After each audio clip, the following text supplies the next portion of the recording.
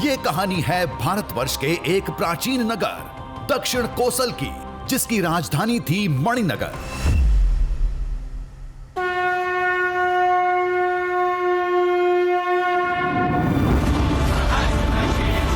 मणिनगर दिव्य शक्तियों की भूमि मानी जाती थी। ऋषि मुनियों ने अपनी तपस्या और साधना से मणिनगर को सिद्ध भूमि बनाया था। यहाँ कई पौराणिक ग्रंथों की रचना की गई। मणिनगर के जागृत मंदिर और संजीवनी तालाब की पवित्रता लोगों को यहाँ आने के लिए मजबूर करती थी।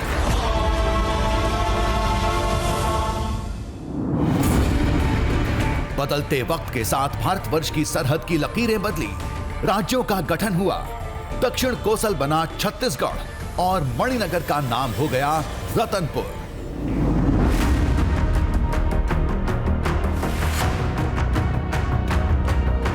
वक्त बदला, हालात बदले, लेकिन दावे के मुताबिक प्राचीन मणिनगर की दिव्य शक्तियां, वो सिद्ध ताकतें आज के रतनपुर में आज भी जिंदा हैं।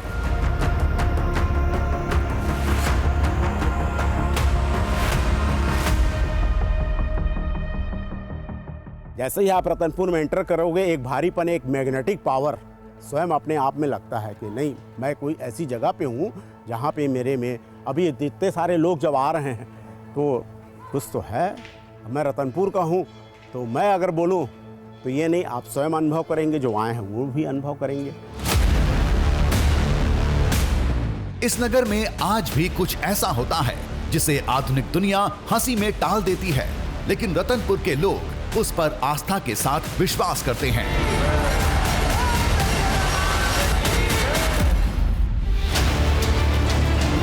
दावे के मुताबिक इस सिद्ध भूमि पर आज भी दैवीय शक्तियों का वास है। वो अपनी मौजूदगी का एहसास कराती हैं, यहाँ तक कि अपने पीछे निशान भी छोड़ जाती हैं। बोलो महामाया माया की जय।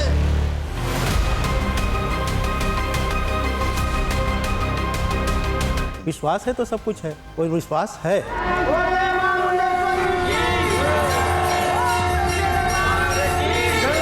तो कम से कम मुझे तो विश्वास है इस संबंध में कि हनुमान जी यहाँ पर साक्षात मौजूद हैं। अगर आप विश्वास करेंगे तो आपको यहाँ वह आपका सारा भक्ति, शक्ति, ज्ञान, वैराग्य और देवी जी का प्रत्यक्ष या अप्रत्यक्ष अनुभव इस मंदिर में आने के बाद आपको अवश्य मिलेगा। ये रतनपुर चमत्कार की नगरी ही है। यहाँ अनेकों प्रकार के चमत्कार देखने को मिला है। आज भी होते हैं? आज भी होते हैं।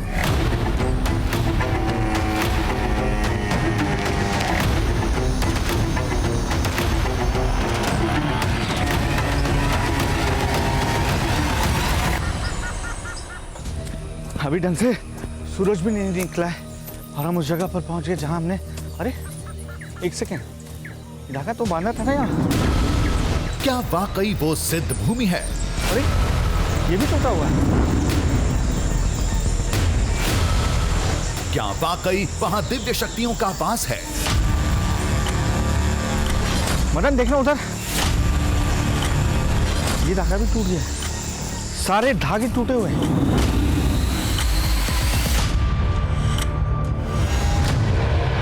वो अपनी मौजूदगी का एहसास कैसे कराती हैं? ये देखिए, ये देखिए, ये कैसा चिन्ह है? कौन सी निशानी छोड़ जाती हैं?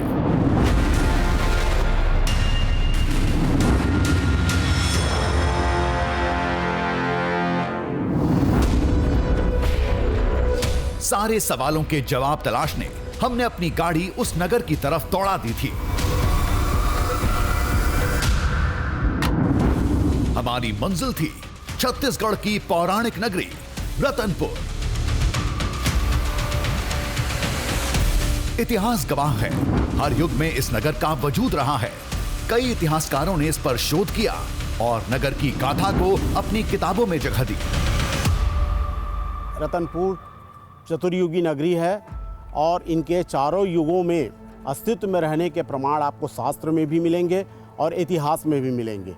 इसका सतयुग में नाम मणिपुर, उसके बाद त्रेता में आ जाते हैं तो इसका नाम हीरापुर, द्वापर में आ जाते हैं तब इसका नाम रत्नपुर और वर्तमान में इसका नाम रतनपुर है, जो रत्नपुर का भ्रंश होते हुए ये रतनपुर पड़ा हुआ है। इस प्रकार ये चारों युगों में आबाद रही है। देश में तो ऐसी कई पौराणिक नगरी हैं। ये बात कैसे साबित होगी कि ये भी उतनी ही प्राचीन है? हमारे इस सवाल ने पूरे माहौल में खलबली मचा दी। एक के बाद एक कई साक्ष्य पेश किए गए, जिसमें सबसे पहला नाम था महाबली हनुमान के प्राचीन मंदिर गिरिजाबंद का, जो 10,000 साल पुराना बताया जाता है।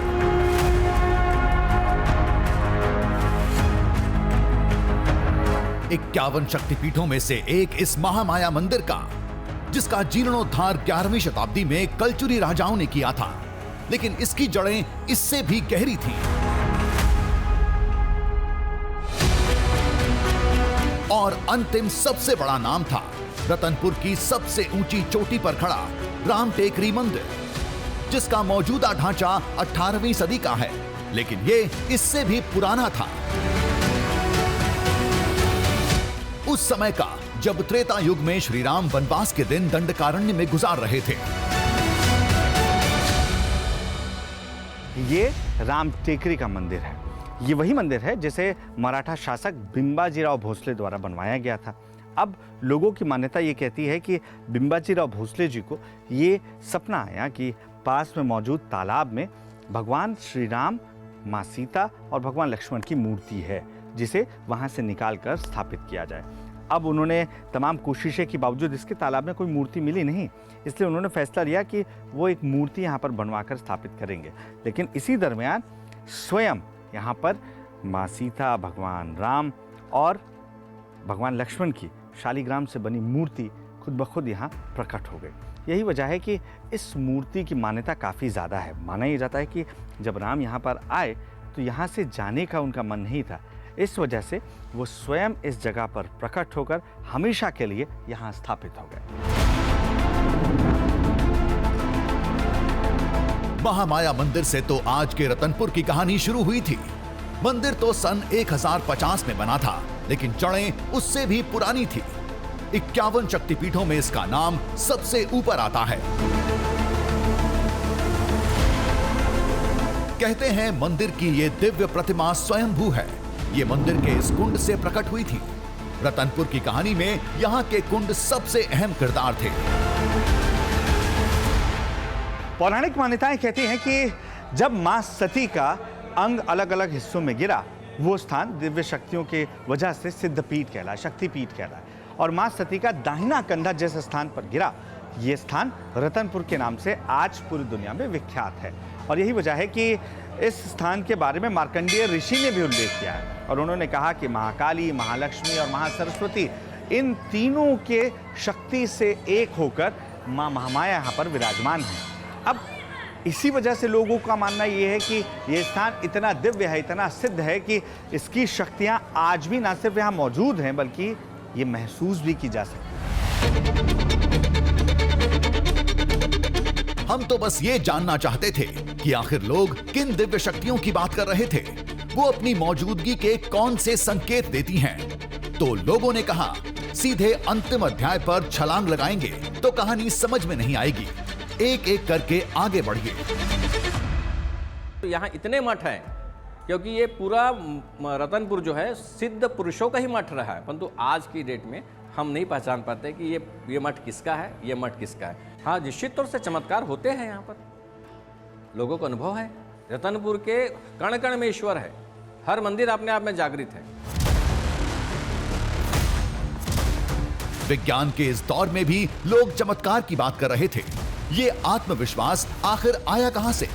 फिर पता चला इसकी जड़ें पौराणिक ग्रंथों में छुपी थी। सतयुग की सत्यनारायण कथा में रतनपुर की कहानी है। त्रेता युग में शूर्पणखा के पति विद्युत जिह्वा भी रतनपुर में रहते थे, जिसका भगवान शिव ने वहीं वध किया था। महाभारत के अश्वमेध पर्व में रतनपुर का नाम रावलीपुरी के तौर पर मिलता है, जो भगवान कृष्ण के परम भक्त राजा मोरध्वज की राजधानी थी। मान्यता के मुताबिक त्रेता युग में श्री राम यहाँ आए। राजा मोरध्वज की परीक्षा लेने द्वापर युग में कृष्ण और अर्जुन भी आए थे। जैमिनी अश्वमेध करके हमारा एक धार्मिक ग्रंथ है, बहुत प्राचीन ग्रंथ है। उस ग्रंथ में उल्लेख आता है कि राजा मोरध्वज की राजधानी रतनपुर रही है और वहाँ भगवान श्री कृष्ण और अर्जुन राजा मोरध्वज की परीक्षा लेने के लिए आए थे, जहाँ उन्होंने अपने शरीर का आधा हिस्सा आरा से चीर करके भगवान श्री कृष्ण को दान में देने के लिए तैयार हो गए। बताया जाता है देवताओं के चरण पड़ने से ये भूमि सिद्ध होती चली गई। जो कसर बची हुई थी उसे ऋषि मुनियों के मंत्र, जाप और साधना ने पूरा कर दिया। यहाँ तक कि कई ग्रंथ और पाठों की रचना भी इस धरती पर की गई। यहाँ तक कि गोस्वामी तुलसीदास ने हनुमान अष्टक भी इसी जगह पर लिखी थी। ये जो जगह है ये मानस साधना स्थली के नाम से जानते थे। लोग यहाँ मानस का पाठ पूजा करने के लिए, साधना करने के लिए आते थे, जिसमें से गोस्वामी तुलसीदास जी भी यहाँ आए और यही अपने कष्ट का निवारण किए, क्योंकि उसको रोग था तुलसीदास जी को। तो यहीं आकर के को नहीं जानत है जग में, कभी संकट मोचन नाम तिहारो, उसका रचना भी इसी स्थान पे हुआ है। अच्छा, हाँ, ये कलयुग में हुआ है। इन मान्यताओं पर हमें तनिक भी शक नहीं था, लेकिन इंसानी दिमाग से जुड़ा मनोविज्ञान अक्सर प्रत्यक्ष का प्रमाण भी मांगने लगता है। तो हमने भी मांगा, अगर ये सिद्ध भूमि है तो कहानियों के अलावा और क्या सबूत है? तो लोगों ने बताया, इसका सबूत है वो दिव्य शक्ति जो आज भी इस भूमि पर अपनी मौजूदगी के संकेत देती है, जिसकी खोज में हम यहां तक आए थे, जिसका केंद्र है ये राम टेकरी मंदिर। दावे के मुताबिक मंदिर के जंगल में ब्रह्म मुहूर्त में रोज एक देवी का आगमन होता है, जो कुछ देर वहां रहती हैं, फिर लौट जाती हैं। रोज सुबह जंगल में उनके आने के निशान भी मिलते हैं, जो अगले दिन अपने आप गायब हो जाते हैं। आभास होता है, क्योंकि उस दिव्य रूप को हनुमान जी को कोई नहीं देख सकता इस आंखों से, इसीलिए आभास होता है। पुष्प भी चढ़ा हुआ दिखाई देते हैं, उसकी जो खड़ाउट वगैरह जो है, उसकी जो चरण पादुका जो है, वो भी निशान दिखा देते हैं बेटा, और आप ही आप गायब भी हो जाते हैं। देवी के उस रूप को लोग सखी का नाम देते हैं। इस नाम ने हमें बहुत चौंकाया, लेकिन सखी नाम देने की एक वजह थी। जंगल में जो निशान मिलते हैं वो महिलाओं के सुहाग से जुड़े होते हैं। लोग कहते हैं कि वो यहाँ अपने होने के संकेत भी देते हैं, ऐसा कुछ? हाँ, मिलते रहता है। ये तो निशानी मिलता है, सुहाग का निशान नहीं मिलता। हाँ, कभी चूड़ी कभी किस इस टाइप से ऐसा मिलता मिला है? ऐसा सुनने में आया है कि सुने हैं हम कि ऐसा होता है कभी। लेकिन सखी ही क्यों? देवियों के और भी रूप होते हैं, और भी नाम होते हैं। फिर लोगों ने उस अलौकिक शक्ति को सखी नाम ही क्यों दिया? पूछताछ के बाद पता चला, इस नाम की एक बहुत बड़ी वजह थी, जिसका नाम था गिरजाबंद हनुमान मंदिर।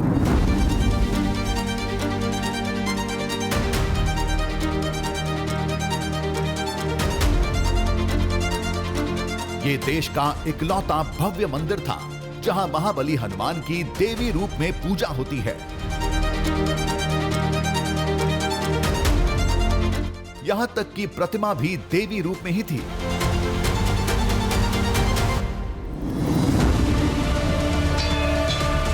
ये देश का इकलौता हनुमान मंदिर था, जहां नवरात्रि में भी भक्तों की भारी भीड़ जुटती है।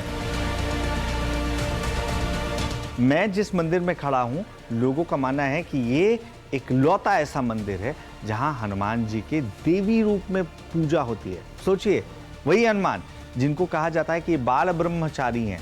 कई जगह तो महिलाएं हनुमान जी के स्पर्श करने से भी बचती हैं, लेकिन यहाँ पर उनका ऐसा रूप जिस पे 16 श्रृंगार चढ़ते हैं, जिनकी बाकायदा वैसी ही पूजा होती है जैसी किसी देवी की होती है। नवरात्रि में भी यहाँ पर उसी तरीके से उत्सव मनाए जाते हैं। सोचिए इसके पीछे की वजह क्या है, और वो यही मंदिर है। अंदर वो मूर्ति विराजित है, जिसे लेकर तमाम मान्यताएं हैं, और लोगों का एक मानना यह भी है कि वो मूर्ति आज भी जीवित है।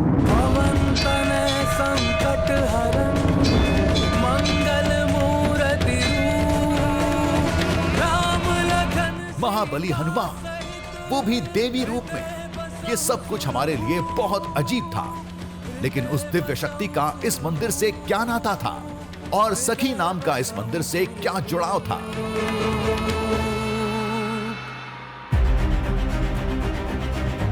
ये सब सोचते समझते गर्भगृह में पहुंचे। सामने माले से ढकी प्रतिमा थी जिसका रूप अर्धनारीश्वर था।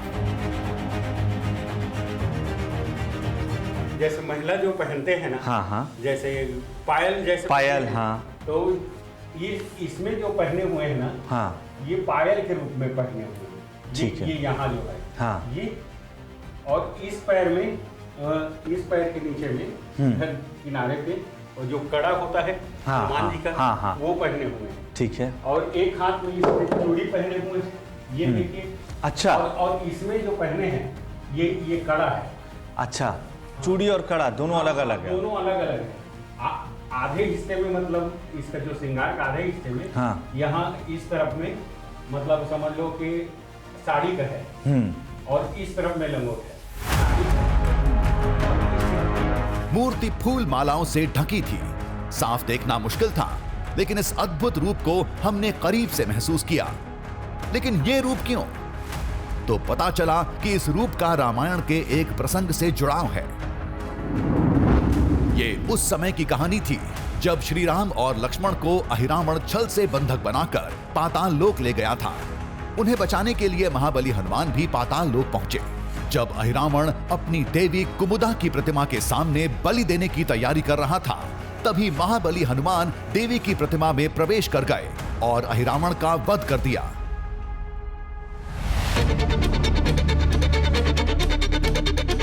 पल भर के लिए ही सही, बजरंगबली उसी समय देवी रूप में थे। इस धाम में महाबली की उसी रूप में पूजा होती है। तब हनुमान जी अपने चेहरे में, और फिर अहिरावण को फिर पैर में दबा करके और भगवान को उठा करके कंधे में रख लिए और लड्डू खाने लगे इस हाथ से, और एक हाथ में थाल में लड्डू लेकर के खड़े हो गए। वही स्वरूप हनुमान जी का यहाँ गिरजावन हनुमान जी मंदिर में इस विराजमान। ये प्रतिमा किसी इंसान की तराशी नहीं, बल्कि स्वयंभू है। महामाया मंदिर के उसी कुंड से प्रकट हुई थी जहां से देवी की प्रतिमा निकली थी। इसी वजह से लोगों में विश्वास है कि महाबली की ये प्रतिमा जीवित है। बजरंगबली आज भी श्री राम की इस सिद्ध भूमि से बंधे हुए हैं। यदि विश्वास हो तो सब कुछ है। वो कहते हैं गागर में सागर या कठौती में गंगा। विश्वास है तो सब कुछ है। कोई विश्वास है, तो कम से कम मुझे तो विश्वास है इस संबंध में कि हनुमान जी यहाँ पर साक्षात मौजूद हैं। रतनपुर से जुड़ी हर मान्यता का आधार भी दरअसल यही है। लोग शिद्दत के साथ इस बात पर यकीन करते हैं कि महाबली हनुमान आज भी यहाँ आते हैं। रामटेकरी मंदिर में जिस देवी के आने का दावा किया जाता है वो कोई और नहीं, स्वयं बजरंगबली हैं। आज भी हनुमान जी जो है वह नित्य श्री राम टेकरी है। राम टेकरी भगवान का मंदिर, अपने स्वामी से मिलने के लिए आज भी हनुमान जी महाराज पहुँचते हैं। हाँ, सुबह 4 बजे। दावे के मुताबिक वो अदृश्य शक्ति अगर महाबली हनुमान हैं, तो उन्हें सखी का नाम क्यों दिया गया? जब हमने पता लगाया तो मालूम चला कि ये नाम सैकड़ों साल पहले दिया गया था। इसका नाता आनंद रामायण से है। आनंद रामायण 14वीं-15वीं शताब्दी की रचना है, जिसमें श्री राम से जुड़े भक्ति प्रसंगों को प्रमुखता दी गई है।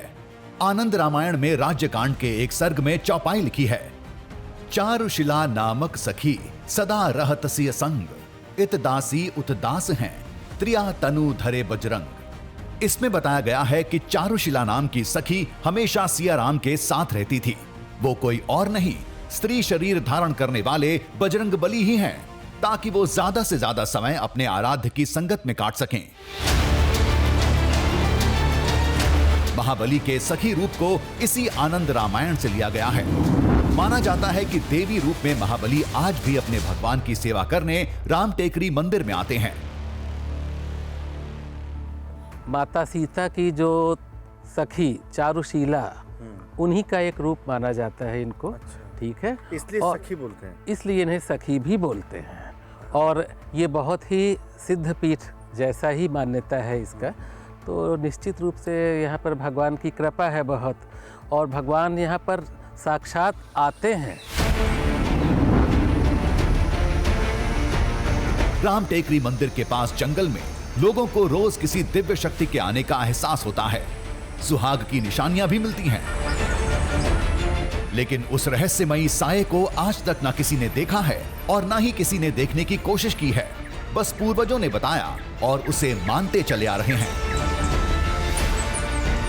यहाँ कहा जैसे कि अभी हनुमान जी है हमारे गिरजावन, कहा जाता है जब से प्रभु राम जी आए थे तब से गिरजावन है प्रसिद्ध है। गिरजावन में कहा जाता है कि हनुमान जी यहाँ से प्रभु राम के दर्शन करने के लिए प्रतिदिन आते हैं किसी न किसी रूप। जैसे कि कई लोगों का कहा जाता है कि कहीं एक जगह से हवा आती है, और जैसे कि हनुमान जी यहाँ एक महिला के उसमें है तो श्रृंगार के रूप में ऐसे आते हैं। कौन से निशान मिलेंगे, कैसे मिलेंगे, ये कुछ तय नहीं। बस एक चीज तय है, जंगल में साक्ष्य सुबह मिलते हैं और शाम को गायब हो जाते हैं। गायब हो जाते हैं, वो भी कुछ पलों के लिए दिखेगा। जैसा कि आरती है, आरती सुबह हुआ उस टाइम में आप झलक देख सकते हो, लेकिन वो स्वतः मिट भी जाते हैं। जहाँ सूर्यास्त होता है आप दूसरे दिन सोचें दिखेंगे तो नहीं दिखेंगे, वो अपने आप मिट जाएंगे। मतलब अभी है और आप देखेंगे सूर्यास्त हुआ तो खत्म, सूर्यास्त होगा तो फिर से वो एक नई सुबह हो जाएगी। उसके बाद ना तो वो अपने आप मिट जाएगा, रात में आपको बिल्कुल भी दिखाई नहीं देगा।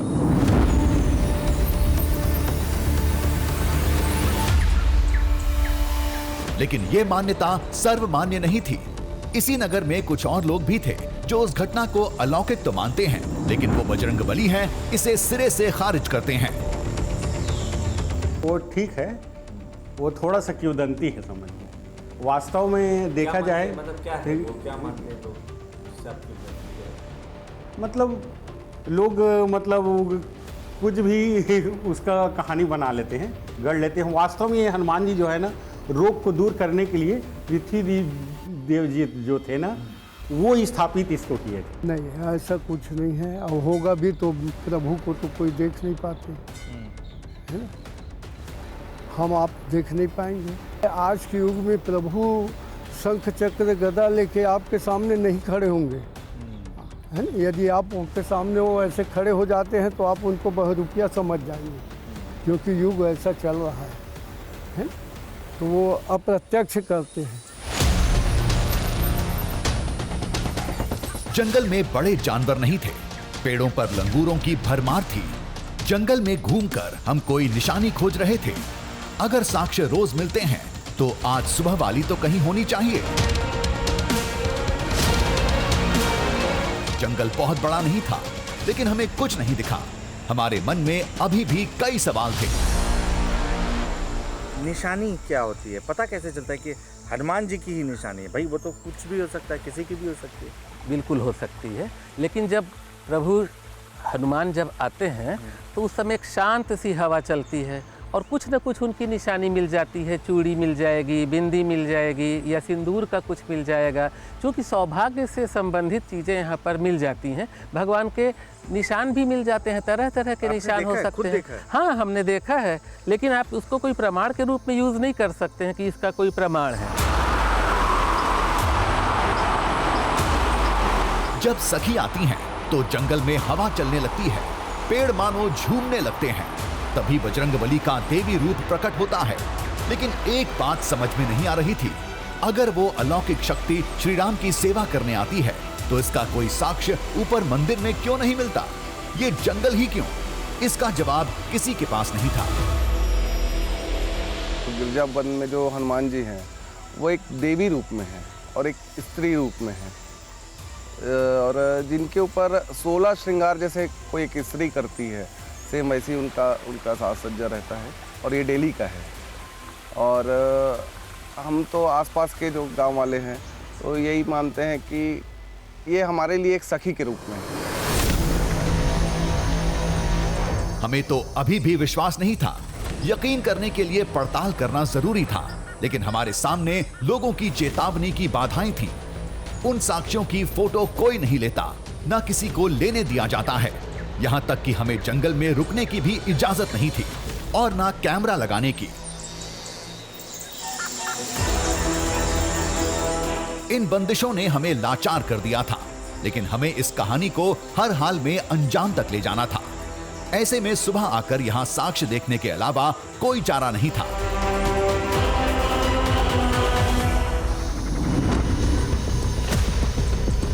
वापस जाने से पहले हमने एक काम किया।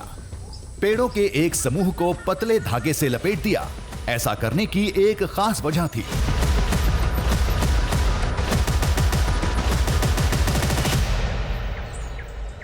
अब जब ये धागे हम बांध रहे हैं तो इसका उद्देश्य ये है कि अगर तेज़ हवा चलती है तो ये धागे खुद ब खुद टूट सकते हैं। ये देखिए, अभी आप मानिए कि पेड़ थोड़े हिलते हैं तो आप देखिए कि इसको कुछ नहीं हो रहा है। मैं इसे खींच भी रहा हूँ तो ये धागे टूट नहीं रहे। लेकिन जब ज़्यादा तेज़ हवा आएगी तब जाहिर तौर पर ये धागे ऐसे टूट सकते हैं, जिससे हमें पता लगेगा कि जो लोगों का मानना है कि तेज़ हवा रोज़ उस वक्त चलती है जब यहाँ पर कुछ अलग होता है, जिसे लोग जोड़ते हैं कि सखी यहाँ इस इलाके में आती हैं, जिसे वो हनुमान जी का रूप मानते हैं, तब ये हवाएं चलती हैं। तो क्या ये संभव है? इसका पता शायद इससे चल सके। पड़ताल के लिए वैसे तो हम बहुत कुछ कर सकते थे, लेकिन पाबंदियों के बीच इससे ज्यादा कुछ नहीं कर सकते थे। डूबते सूरज के साथ हम पास के गांव में चले गए।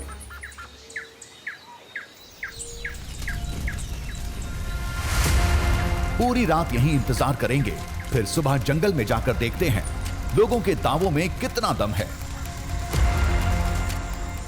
अभी रात 10:30 से 11 बजे का वक्त हो चुका है और ठंड है, इसलिए ये अलाव जलानी पड़ी, लेकिन हवा बिल्कुल नहीं चल रही है। देखिए, मैं बाहर गांव में बैठा हुआ हूँ, ना तो कोई पेड़ में कोई हलचल है, ना ही ऐसा मौसम है कि आपको लगे कि तेज़ हवाएं यहाँ चल रही हैं। फिलहाल जब तक जाग रहे हैं तब तक ये देखते हैं कि क्या ऐसा कुछ होता है। इस समय हमें जंगल में रहना चाहिए था, लेकिन लोगों की आस्था पर चोट करना सही नहीं था। लिहाजा गांव में रुककर सुबह होने का इंतजार कर रहे थे। फिलहाल तेज हवा चलने के दूर दूर तक कोई लक्षण नहीं दिख रहे थे। हवा चल रही है, लेकिन ऐसा नहीं है कि इतनी तेज हवा हो कि डालें हिल रही हों या इन डालों पर अगर कुछ है तो वो गिर जाए। हालांकि उस जगह पर अभी हम नहीं जा पा रहे हैं जिस जंगल में हमने वो धागा बांधा है, लेकिन देखिए, इतनी जल्दी मौसम नहीं बदलता है या इतने आसपास मौसम में इतना परिवर्तन नहीं देखने को मिलता है कि कुछ मीटर में या किलोमीटर के भीतर मौसम बिल्कुल अलग होता है। अगर कोई निशानी मिली भी तो ये कैसे साबित होगा कि वो उसी अलौकिक शक्ति से जुड़ी थी? अगर जुड़ाव किसी तरह साबित हो भी गया तो ये कैसे साबित होगा कि वो महाबली हनुमान का ही कोई एक रूप था? अब जो होगा सुबह देखा जाएगा। फिलहाल तो थकान की वजह से नींद आ रही थी।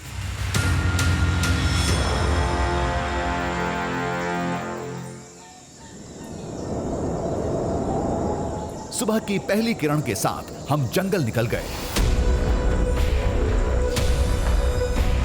साथ में गांव वाला भी था। देखते हैं क्या होता है, क्या मिलता है और क्या नतीजा सामने आता है।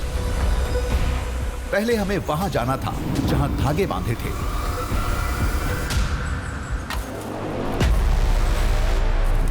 वहां के नजारे ने चौंका दिया था।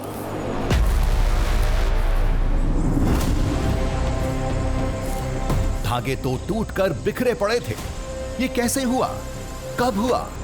ये धागे आखिर टूटे कैसे? हवा तो चली नहीं थी।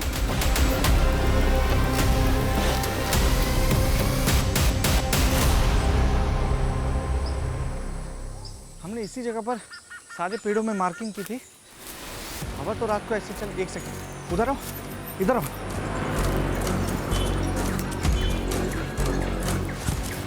ये भी टूटा है। ये देखिए, हवा तो ऐसी चली नहीं थी रात को। हम इसी गांव में थे।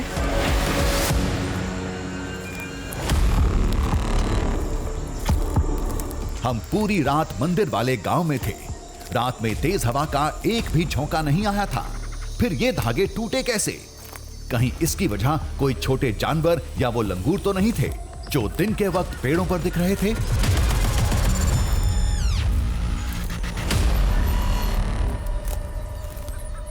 इतनी तेजी से पेड़ हिले हों, इससे ज्यादा हिलने पर ही ये धागे टूट सकते हैं। बावजूद इसके एक नहीं बल्कि हर पेड़ पर बांधा धागा ये देखिए ऐसे टूटा हुआ है, जैसे किसी ने इसको खींच खींच कर तोड़ा है। अब ये बंदरों की वजह से है, जो कि यहाँ बहुत है। लंगूर आपको अमूमन दिख ही जाते हैं, या फिर गाय या कोई ऐसा जानवर जो इस हाइट से होकर यहाँ से गुजरा हो। हालांकि इतनी सुबह 6 बज रहे हैं। ये नजारा तो यही कहता है कि रात में यहां जरूर कुछ हुआ था, लेकिन क्या? और क्या उसकी वजह वो अलौकिक शक्ति ही थी या फिर कोई जानवर? या तो कोई जानवर, गाय या कोई जानवर यहाँ नीचे से होकर गया हो जिसकी हाइट इस धागे की हाइट से मैच कर रही हो, या लंगूरों की वजह से टूट सकता है। लेकिन सारी जगह टूटना ये थोड़ा समझ पाना मेरे लिए तो मुमकिन नहीं है। लेकिन फिलहाल उस जगह चलते हैं। मेरे साथ आया ग्रामीण अपने दावे पर अड़ा रहा, लेकिन हमें इस जंगल में निशान खोजने थे, लिहाजा हम डटे रहे। कल तक खाक छानना आज काम आ रहा था। पूरे इलाके से वाकिफ थे, मंदिर के आसपास निशानी खोजते रहे। ऐसे तो हम पूरी शाम घूमते रह जाएंगे, लेकिन आप जो कह रहे हैं वो मिले ये ज़रूरी तो नहीं है। बिल्कुल मिलेगा। देखिए, विश्वास रखिए, यहाँ पर ऐसा ही होता है। ये देखिए, ये देखिए, ये कैसा चिन्ह है। सामने एक लाल निशान था, शायद पैर के आकार का। आकृति थोड़ी अधूरी थी, लेकिन निशान किसी के पैर जैसे ही लग रहे थे। गांव वाले के मुताबिक यही वो साक्ष्य थे जिसकी बात पूरा रतनपुर करता है।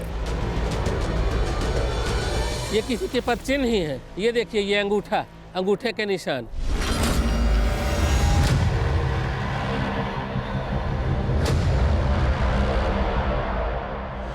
ये देखिए, ये पूरे पद चिन्ह है, पैर ही के निशान है। अच्छा, ये ऐसा लग रहा है जैसे पैर में किसी के रंग होता। हाँ, ये बिल्कुल, ये आलता का निशान है। ये महिलाएं जो आलता लगाती हैं उसका निशान है। ये देखिए, आसपास कहीं और भी हो सकता है। आप भाग्यशाली हैं जो आपको ये दिख गया, किसी को दिखता भी नहीं है।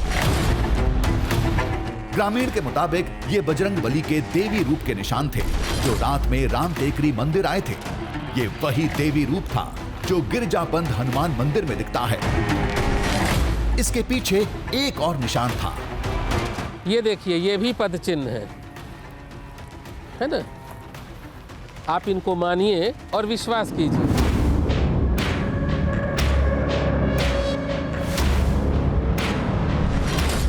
अच्छा, ये जो आप कह रहे हैं, ये हाँ, ये दो, ये बिल्कुल दो ही है क्या? बिल्कुल बिल्कुल, ये वही है। अब क्या कोई स्त्री थोड़ी ना आएगी, कोई महिला आएगी क्या इतने जंगल में?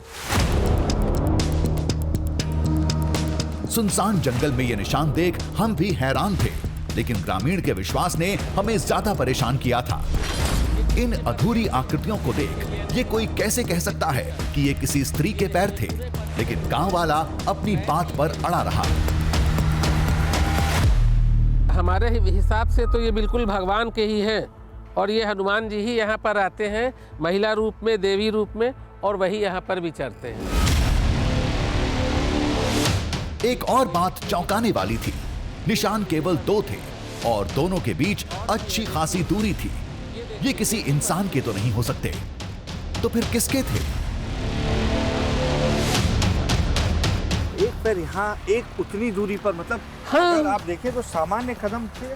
सामान्य कदम से क्या, ये एक वो है कि आपको इस पर विश्वास करना पड़ेगा। अगर ये निशान इंसान के थे तो कोई रात के वक्त जंगल में क्या करने आया था, और 2 पैरों के बीच इतनी दूरी क्यों थी? माजरा समझ में नहीं आ रहा था। तभी उस शख्स ने निशाने पर माला रखी और दंडवत हो गया। फिर शुरू हुआ चमत्कार का दूसरा अध्याय। जय हनुमान। अब ये शाम हो जाएगी, उसके बाद स्वतः ही ये छिप जाएगा। इस पर कुछ ऐसा होता नहीं है, ये विश्वास रखने की बात है। दावे के मुताबिक जैसे ही सूरज ढलेगा, ये निशानी इस जगह से अपने आप मिट जाएगी। क्या वाकई ऐसा होगा? जो गांव वाले हैं वो इसकी पूजा करके चले गए हैं, लेकिन उनका ये भी दावा है कि अभी जैसे सूर्यास्त का समय है, सूर्यास्त के बाद ये निशान यहाँ से खत्म हो जाएंगे। फिर इस जंगल में किसी नई जगह पर कोई नए निशान मिलेंगे, और मिलेंगे ज़रूर, उनका ये मानना है। कुछ पत्थरों को रखकर हमने जगह को और पक्का किया, फिर वापस लौट गए। देखते हैं शाम को क्या होता है। इसी बीच पूरे नगर में ये बात आग की तरह फैल गई। पेड़ों से धागा बांधने की वजह से कुछ लोग नाराज भी थे, लेकिन निशान मिलने और हमारे लाजवाब होने से सभी के चेहरे खिले हुए थे। ये छत्तीसगढ़ क्षेत्र है। इस क्षेत्र में नवधा रामायण हुआ करता है। उस समय याद रखना, और ये प्रत्यक्ष प्रमाण है कि वहाँ पे कोई ना कोई रूप में हनुमान जी का साक्षात दर्शन मानव को मिल जाता है। लेकिन हमें कई बातों पर अब भी शक था। रात में कोई हवा चली नहीं, जंगल में कोई हलचल हुई नहीं, फिर वो साक्ष्य दैवीय कैसे हुए? लोगों के मुताबिक यह हनुमान जी का देवी रूप ही था। सुहाग की निशानियां मिलती हैं, परसों सिंदूर मिला था, कल काजल और आज आलता से रंगे पैरों के निशान। गांव में ऐसे ऐसे बहुत सारे उनकी उपस्थिति भी दर्ज होती है कि कहीं उनके चरण दिख गए, या उनके 16 श्रृंगार में से कुछ आभूषण दिख गए, है ना। और कहीं ना कहीं अनुभूति होती है कि हमारे चारों ओर हैं। वो निशान तो किसी भी महिला के हो सकते हैं, उनमें ऐसी क्या खास बात है? तो लोगों ने कहा, शाम को जाकर उन निशानियों को फिर से देखिए, खास बात आपको पता चल जाएगी। हम वापस वहीं जा रहे थे।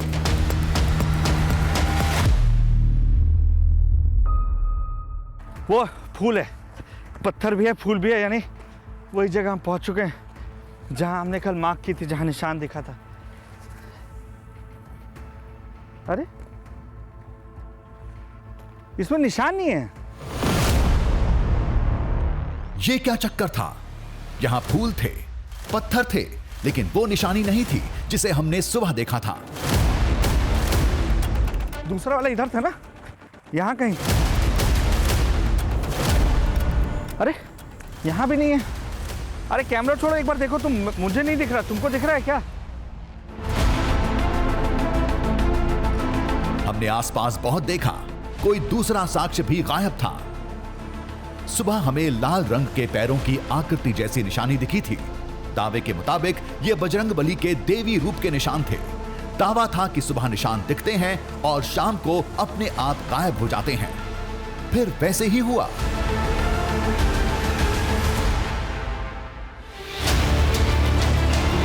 मिट्टी पर बनी उसी निशान के बनने और मिटने को लेकर वैसे तो हमारे पास कई तर्क थे, लेकिन हमारी सुनता कौन? सभी ने यही माना। आज भी वही हुआ जो सदियों से होता चला रहा है, और कल भी यही होगा। ये महाबली हैं जो अपने वजूद के संकेत देते रहते हैं। आप आस्था को चैलेंज नहीं कर सकते, सिर्फ अनुभव कर सकते हैं, देख सकते हैं, और उससे ही आपको या तो आप मान लेंगे या तो नहीं मानेंगे। लेकिन जब आपके साथ ऐसा कुछ होगा तो आप जरूर मानेंगे, विश्वास रखिए। बात हमारे विश्वास और भरोसे की नहीं थी। इसी नगर के कई लोग इस साक्ष्य को महाबली से नहीं जोड़ते, लेकिन इन तमाम अगर मगर के बीच छत्तीसगढ़ के इस प्राचीन नगर को नहीं भूलना चाहिए, जिसका इतिहास और वर्तमान दोनों ही सबसे अद्भुत दृश्यम है।